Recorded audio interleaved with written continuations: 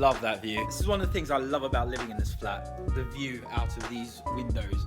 You can just sit by the window and just watch the river.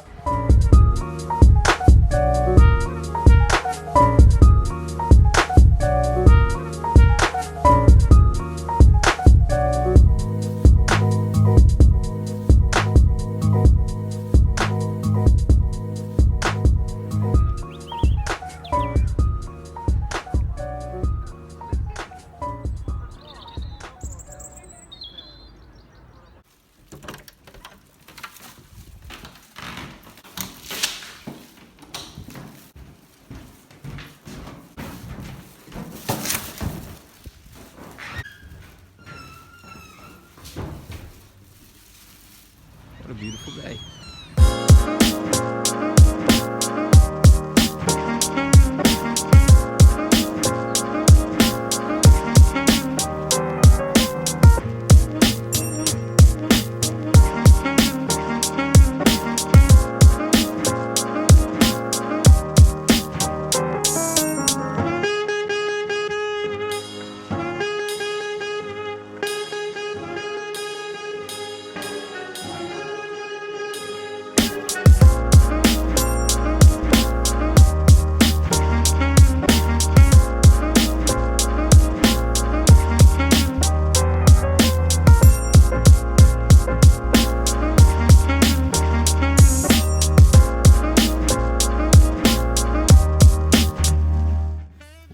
It's been quite a while indeed.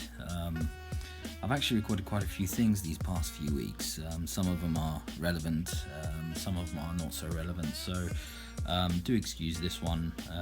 This is going to be sort of a mix of quite a few things that I did, but it's a good opportunity to actually also share with you some cool stuff that I've been up to these past few weeks, sort of month or so.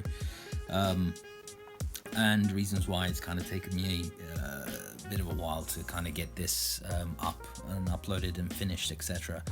It kind of ties into the title of the vlog itself, so but we'll get to that a little bit later. So first of all, some recent cool things that happened. So I'm at the Royal Naval College and it looks like there's some kind of filming going on. They're always doing stuff here. Check this out.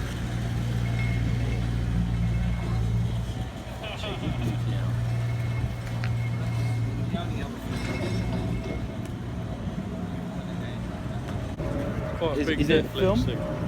No, TV. Oh, TV, okay. Like one of Netflix series. Cool. It's good. Is it? That one though. I was just going to say, If you like royal family, but It's very royal family. all Sorry? the royal family.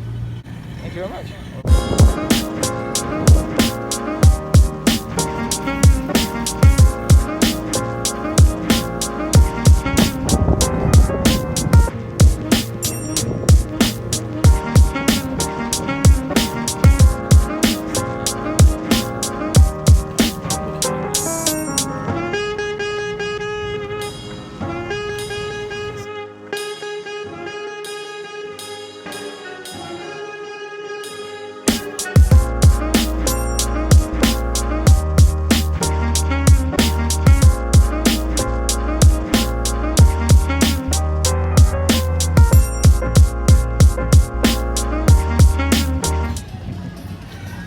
Casey Neistat out of London.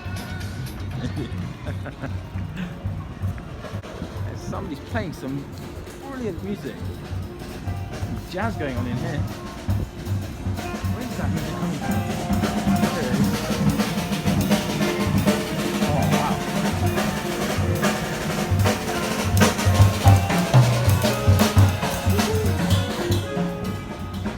I can listen to that all day.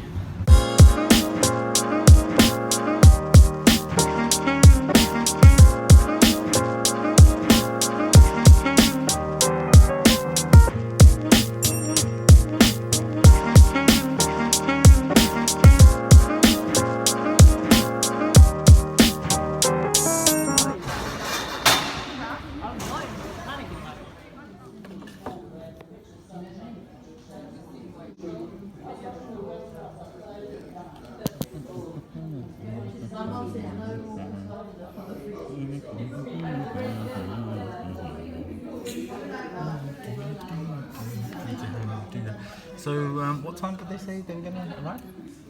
Really stupid that you start. I'm just here, but You start. yeah, I know, but it's just it's all about the the calories and this like I didn't realize that water could have like fat content and calorie content and all that kind of stuff. It's remarkable what you can see on the Doesn't. Mine does, however. It's interesting, isn't it? Hello and welcome to The One Show with Matt Baker. And Michelle Ackley. Now tonight... It's Amanda Holden and Tracy Ann Oberman.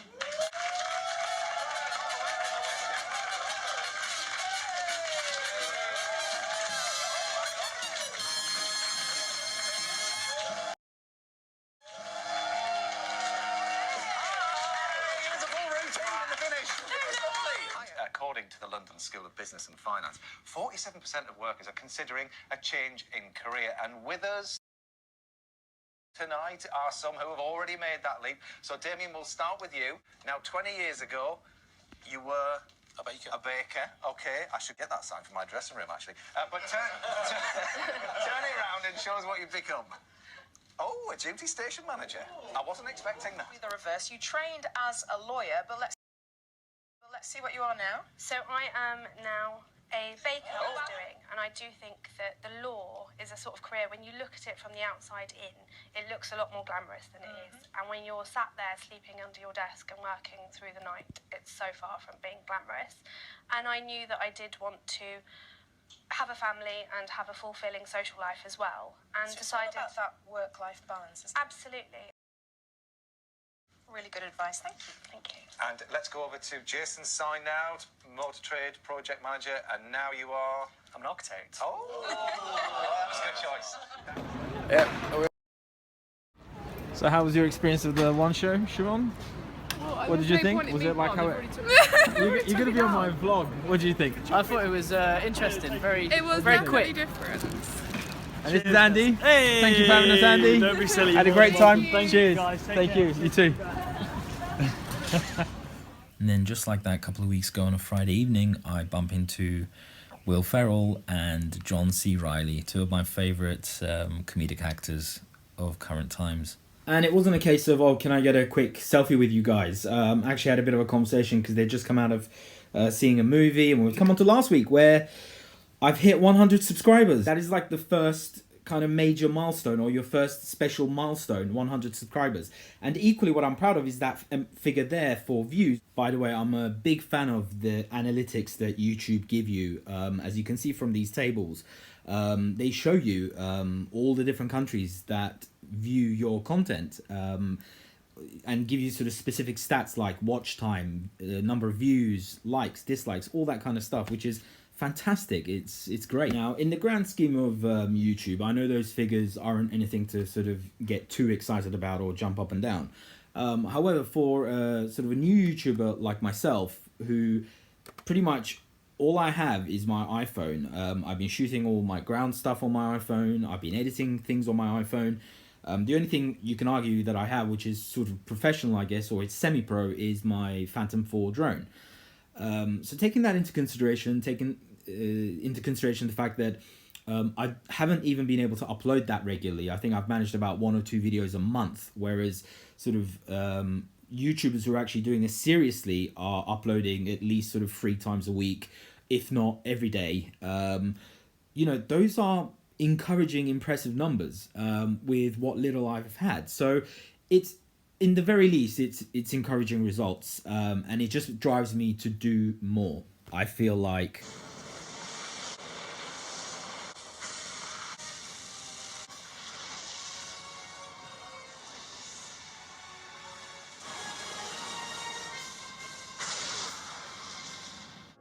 so, winners and losers, or winning and losing, or failing. If you've been watching the previous vlogs, you'll know that, all my life, my career has been in finance. And also that 2016, although it started really well, the second part was quite a difficult year for me. On the flip side of that, I've always wanted to kind of be a storyteller, a filmmaker, and even sort of perform a little bit. But that's really, at this point, it was always something that I was kind of looking to change in the medium to long term. So in the short term, I still, I'm sensible enough to know that I need to kind of just continue what I've been doing so far, so I can, earn money, pay my bills, and in time change. And I know that I'm not the only one who's had these difficulties. I know plenty of people who, that I've worked with in previous contracts, also in my last contract, who've had the same difficulties as I have. Maybe it's sort of like a byproduct of the whole Brexit situation, I don't know. And my experiences, especially in the financial world, in finance and investments and all that kind of stuff, is quite extensive. So experiencing these difficulties admittedly does knock your confidence, and obviously your finances suffer. That compounds that whole confidence thing, and also in general it's just things become a lot more difficult. Day-to-day stuff becomes very challenging and tough, and kind of keeping your spirits up, even for doing the thing that I'm passionate about, which is creating and doing these vlogs, etc. It's been tough, and those kind of feelings of being a failure kind of start creeping in. You start kind of doubting yourself. You start thinking, am I doing the right thing? Am I making the right moves? Am I doing everything that I possibly could to either, for example, find a sort of a regular job to start earning again, and also to make progress in this area, in the creative area. But I think I feel that I've certainly reached a level of maturity, and I think a level of a mental strength where I don't dwell on that kind of negative space too long.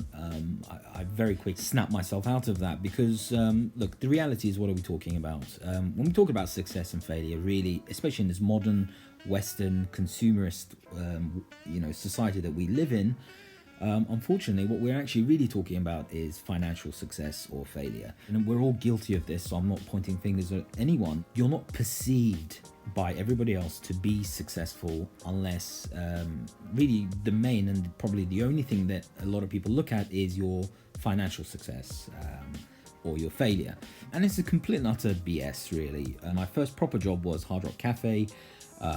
I started off sort of as a straight cashier. Within a couple of months I was a shift lead, and then a couple of months after that, I think I was about 19 when I became a shop manager of one of the it's Hard Rock Cafe's baby, the London Hard Rock being the first one. So I was put in charge of, I was given such huge responsibilities even from a very young age, from my very first proper real job. And then the job after that was my first job in finance, and pretty much all of my 20s until sort of my early to mid 30s, and I've worked in some of the top financial institutions, global financial institutions, and pretty much in a lot of those different companies and firms and banks, etc. I consistently won monthly awards, excellence awards, recognition awards, Fidelity Investments, which is huge. They're one of the biggest, American companies for, mutual funds and that kind of, in that world. They had these big kind of, quarterly awards things. It was a big deal. And I won 2 of those. I won a Rising Star Award and also a Top Performing Associate Award. So what I'm trying to say is, and honestly, I'm not being arrogant about any of this. I'm not trying to show off or anything like that. The point that I'm trying to make is that my career so far is littered with consistent, excellent results and progress and performance, and yet even I'm falling into that trap of feeling like a failure because of some of the challenges that I've faced in the last 6 or 7 months, and mainly because I haven't been earning money and my financial situation has been getting worse. But in reality, what I've actually always wanted to do, I was never passionate about finance. I never wanted to get into finance. It's just something that I kind of sort of fell into in a way, like most people fall into their careers, I guess. And really what I've always wanted to do since I was a kid was, make movies or tell stories or do something creative.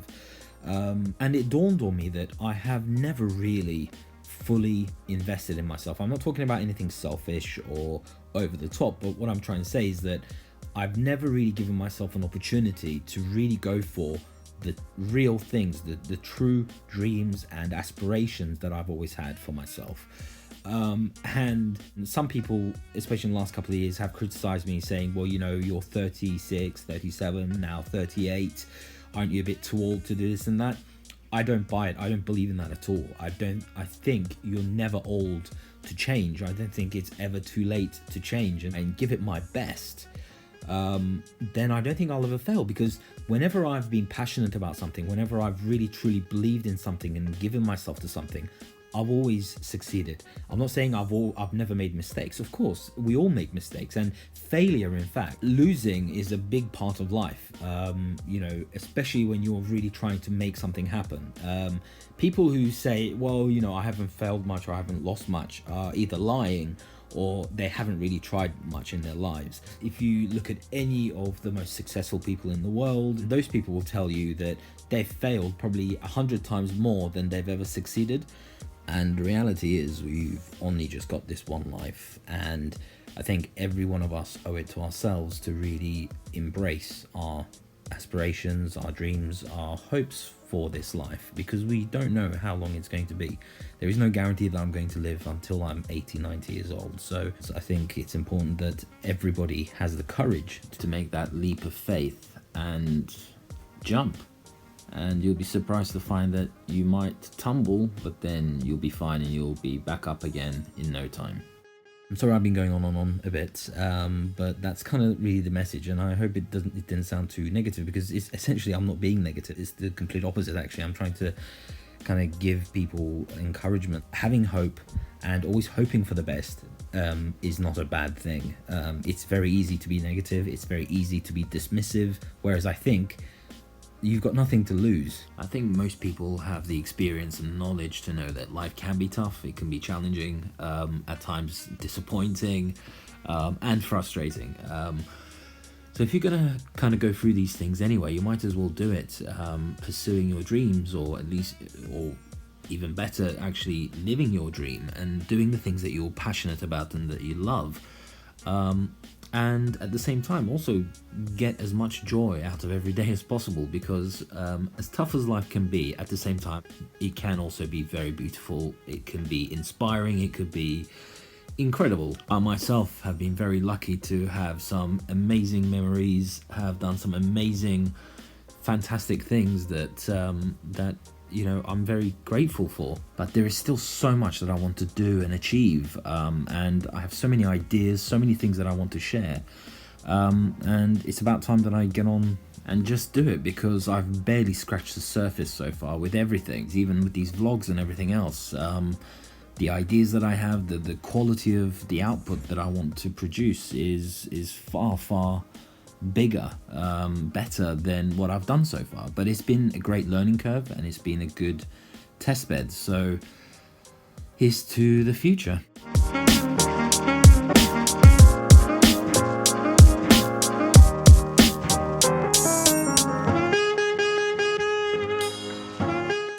And finally, just want to say a big thank you to all the new people that have subscribed to my YouTube channel. Thank you for the support, the messages, the comments.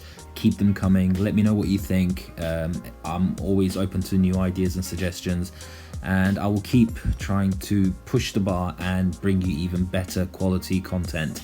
So watch this space. I'm already working on my next couple of episodes. So again, thank you, really appreciated, and see you all around.